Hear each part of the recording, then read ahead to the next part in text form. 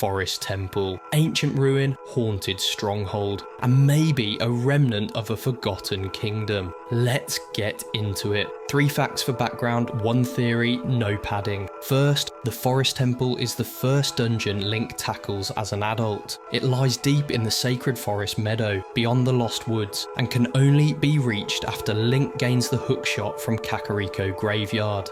The temple is tied to the Sage of Forest, Saria, who awakens here after the dungeon is cleared. Second, the forest temple is haunted by 4 named ghosts: Joelle, Beth, Amy and Meg. Defeating each Poe sister lights a torch in the main hall, unlocking the way forward. They're the only mini-bosses in the game to be named individually.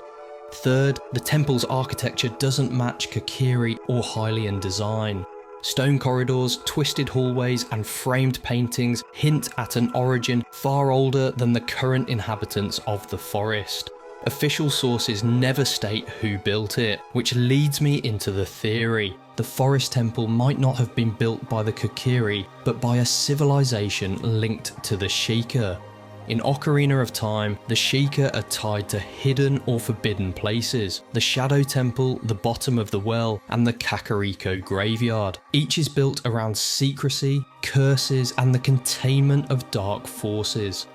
The forest temple shares those traits: hidden entrances, trap-laden halls, and an oppressive spiritual presence.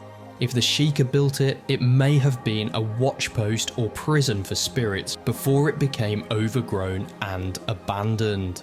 The Lost Woods could have swallowed it over centuries, turning it into a place that only the Kokiri and those chosen by the forest could reach.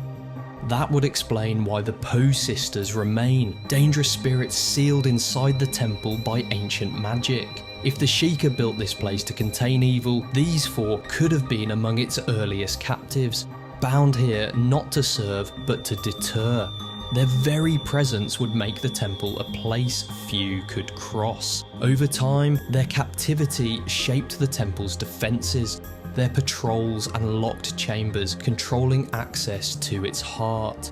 By the time Link arrives, Ganondorf has turned that structure to his own ends. The Poe sisters now stand in his way, and Phantom Ganon rules at the centre. Defeating him breaks the corruption, frees the sisters from that control, and allows Saria to awaken as Sage of Forest, restoring the temple's ancient role as a gateway to the sacred realm, and reactivating one of Hyrule's long dormant defences.